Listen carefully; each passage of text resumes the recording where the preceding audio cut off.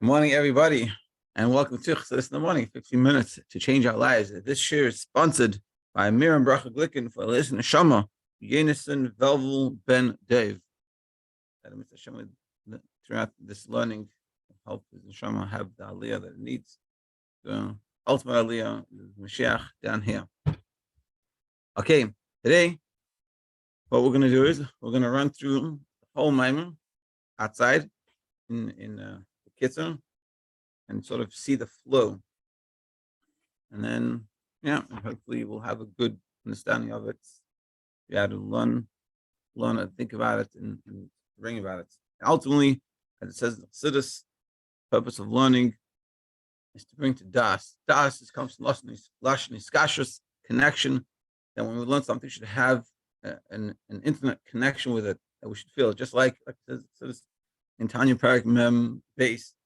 Just like when you you see a davar gashi, something physical, and it's so tangible to you, so too with the maamer should be that tangible to us, not real for us. Okay, so let's go. So we say in the maamer, the Rebbe is quoting, "Ani Ledodi coming from Shirashim. I my beloved is to me, and this is the shtips of Elul." So what it's teaching us is that the Ani Ledodi, that I my beloved is the Sata the Raza from below. What's coming from us, from our Veda, and then Rosh Hashanah Kippur, and the Seis Tshuva is Ledodi Li, is coming from above to below, transpiration. Now, the reason why this Ledodi Li is also in Elul, even though we're talking about even though we're saying it's in Rosh Hashanah Kippur, the reason why it's like this is because the hachana of the Elul is what preludes to Tishrei.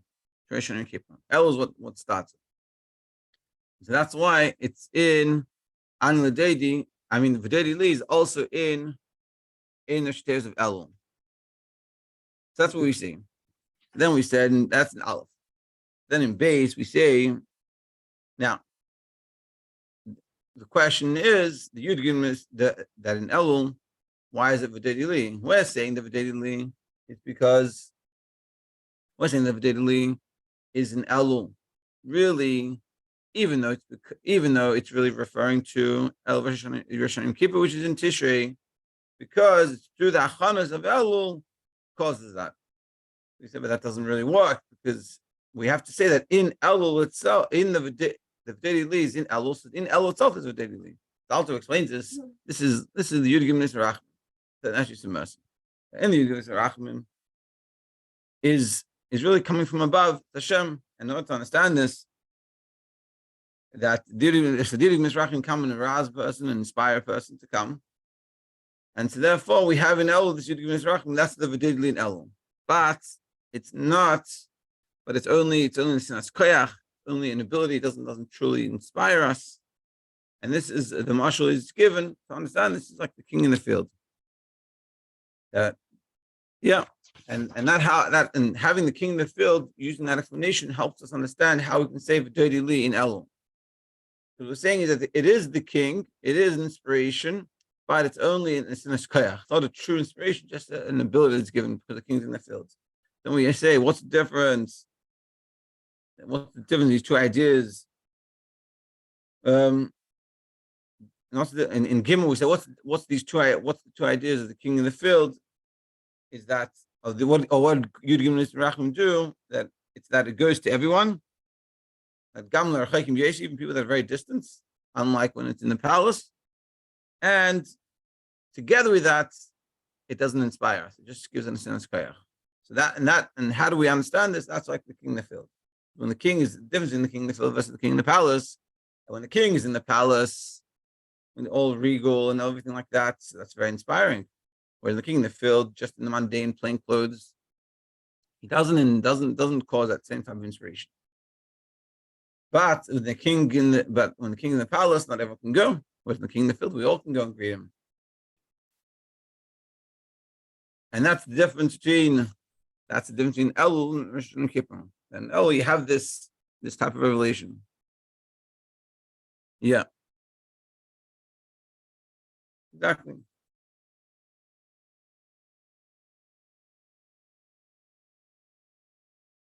Now, so that's what we're saying. Now in Daled we ask like this.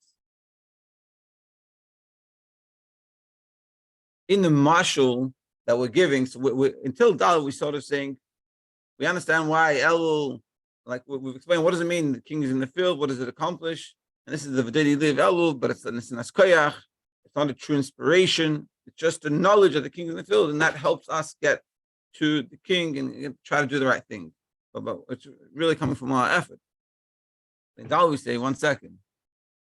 That's good. It all makes sense, but there's a question here. Because in the mashal that the Alter Rebbe gives, he says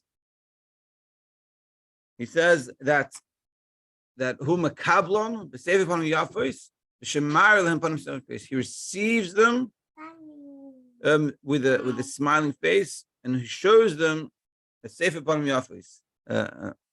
B'shemar lehem panim serkos shows them a happy, smiling laughter. So the question is, this is a whole different list, the whole inspiration. Before we were saying the king's just there in the field, but we have to come and greet him. But now we're saying, hey, not just the king's in the field, but the king is happy to see you, and the king receives you. Not just you're going to see him, but you get to talk to him, and he'll smile back at you. I'll give this all inspiration. That's inspiring, and then how can that be? If we're talking about Elul is all about our avodah, which this is very clearly coming to our avodah coming from L'mayla, from Hashem. So what we're saying is that the focus is on Mekabelus Kulam, receiving all of them, meaning to go into the palace and to greet the king, you have to be someone chashuv. But how do you become someone chashuv? It's through the avodah of Elul. And what we're saying is that,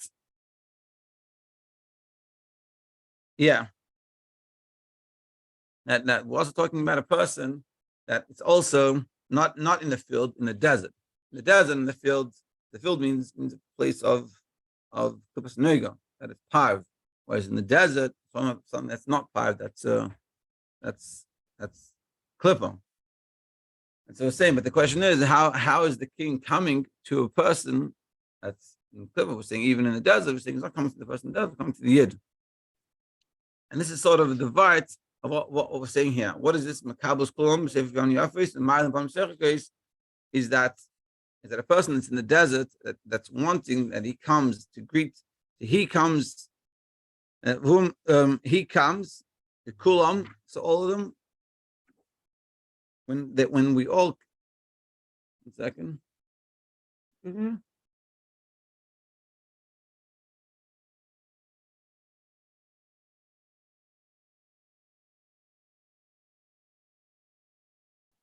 And so the wording when he says kulam, that humakablas kulam, you see all of them. Kulam is referring to even the person that's in the desert, or even the person, meaning even a person that just wants but not able to, he receives that.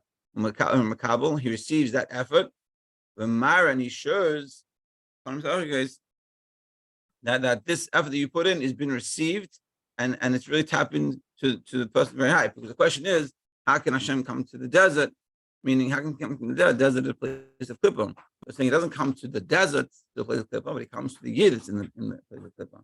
Meaning, through our effort, through us showing ourselves the want, and so he receives that, and he makes you realize that you've tapped into a great source.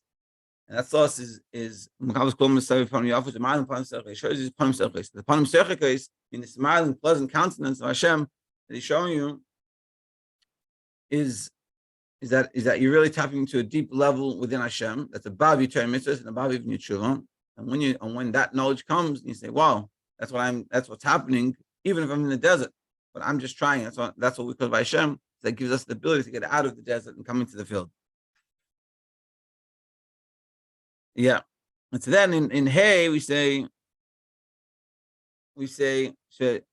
focus on this. We say Shemayim Pam Sechakos, and that's sort of what we said just before. We focus more of it in Hey at these two levels.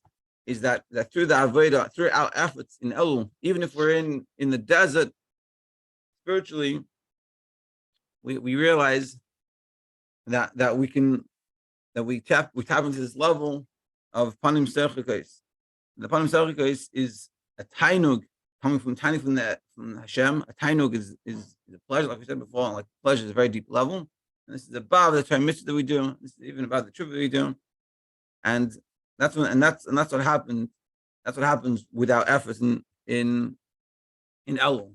And this tainug is a way above anything, and through that helps us have that ability to get out of the desert of the situation we are, and it gives us that ability because when we realize that that's the time that Hashem has for us, that even though we haven't actually done tshuva, we just have the ratzon to do tshuva, meaning we just want to do the right thing. And Hashem sees that want, he receives that, and he shows us the smiling countenance. And that helps us have the ability to get out of the desert. So we said, but 1 second. That's all nice, but when we're saying all this is all very inspiring. Whereas the whole avodah of Elul we're saying is all coming from us. Whereas all these ideas that Hashem is showing smiling countenance and is receiving us pleasantly, it's all very inspiring. So how does that work? And he says, and even more, the whole concept of Ledodi, the whole concept of Ledodi, the marshal, the king in the field. Knowing the kings in the field is very inspiring. So he's saying, we answer this by saying, truth is that it's true, but we're not inspiring something new. Really, a Yid and Hashem are one. We're really connected, we're really close. What happens, we unfortunately go into the field and into the desert, so we detach ourselves from that feeling, and we become very separated in distance. Whereas, let's say, for example, the person in the city, in the palace, you feel very close. Whereas when you go to the field or you're in the desert, Chas v'shalom, so then you're very distant in place, but reality is you're really connected, and all the inspiration that's coming, that in a certain sense it is inspiring. It's not just nisnas koyach, but that inspiration is not bringing out something new. It's just revealing what there always was, and that is that essentially a Yid and Hashem are one, and that's essentially what it is. Which is what happens throughout life. Throughout the year, we sort of separate that thing when we get into the field in the desert, and Hashem's in the palace. So what Hashem does is he comes out to greet us, and we greet him, and then it's like, oh yeah, well, a good friend. We're always connected. We're always close, and that's what we said in Zion. I mean, in Vav, in Zion, we say for 1 second, not just, and this is sort of it's like we get to the end, and then we go full circle. Not just this is what is achieved by us, but really, when we do that, we add it to the Yud Gimel Rachman. And this is like an even deeper point. The Rebbe is saying ultimately the whole world was created for us. The whole purpose is a Yid. So therefore, when the Yud Gimel Rachman come down into this world and help us bring out that connection that once we have with Hashem in Elul, then we raise up the Yud Gimel Rachamim to a place above where from when they were before. Because before they weren't, that was just a potential. The whole purpose was for us. So when we do our job, we're fulfilling the whole purpose of everything. And the whole purpose of Yud Gimel Rachamim, the whole purpose of the world itself is being accomplished through this. So not just we are accomplishing for ourselves, but we are actually elevating everything else. And that is Zion. We say, like we says, even the king is subject to the field, because the king is the highest, but the king needs the field to eat and to live. Even these levels that are above us, as we are down here, but their whole purpose is to affect us and to help us achieve our goal. That's what we're saying. And then in Ches we say, but 1 second. Ultimately, what we're saying is the Ledodi Li is causing the Ani Ledodi. So then why are we saying Ani Ledodi Ledodi Li? It should be Ledodi Li Ani Ledodi. Because ultimately what we're saying is that the Yud Gimel Rachamim is what helping us achieve our potential. So we say the answer is it's because the order is not based off what comes first. The order is based off what's more important. And we are more important. We are more important than Yud Gimel Rachamim, and the whole purpose is for us, and that's how we come. That's why it's Ani Ledodi. And that's essentially the maamer in short. The lesson is for everyone. Everyone can take, hopefully look it over, read with themselves the maamer, and try to take out lessons for themselves. But ultimately the lesson is what we're seeing here is Elul, is about this opportunity that has been given to us to connect to Hashem. And there's so many ways we can connect, and so many opportunities. Hashem really cares about the connection. And the whole ultimate purpose we have to realize it's for us. To us in our relationship with Hashem. That it's even deeper. That Elul is about an even deeper level than mitzvahs, and really ultimately a deeper level than tshuva. Of course, we've got to do all these things, but we're tapping into the deepest levels of connection with Hashem that we have to remind ourselves. We have to sort of work on, and that's ultimately Rosh Hashanah.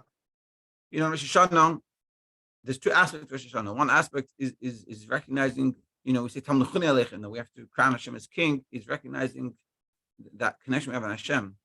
And only after you have that recognition of the connection, then you come down to mitzvahs and tshuva. So too with Elul. Elul is about tshuva, but it's about tapping in, but tshuva coming from a place of recognition that I'm one with Hashem, I'm so connected. And that's the first, that's the intrinsic level we're meant to be thinking about. And so in simple English, you're going to say, what do I think about? You have to think about these ideas. What we learned, that the purpose of learning, like we said in the beginning, is you learn it and you do, and it's meant to internalize within you, and that it's so real to you as is, the laptop and the microphone and our glasses, and our clothing and the sefer, and everything that we see in our lives. So to this idea should permeate us, should affect us. We should be able to see it in that way. And how do you do that? By thinking about it. It's simple. And when you think about these thoughts, you have a better day. And think about these ideas and say, hey, wow, I'm learning this maamer that I'm one with Hashem, that Elul and Yud Rachman are there to help me connect to Hashem. Wow, what's the Yud Rachman? It's actually the mercy, and Elul has this level of mercy within it. And that's so interesting. And then think about these ideas, and mull it over in your head. And ultimately, you have to walk on it coming out, realizing that, hey, I'm one with Hashem. A lot of times it's this, really, I'm so connected to Hashem. Yeah, you know who I am. You know what I've done. My day. I didn't wake up. I didn't daven. I didn't watch Negavasa. I didn't do all these things. And tell me I'm one with Hashem. And come on. So we got to fight off the Yetzer Haras in our head. And these ideas should be the action that we live by. And with that, it'll help us have an amazing year. Thank you for joining this series. And Mitzvah Hashem will continue very soon.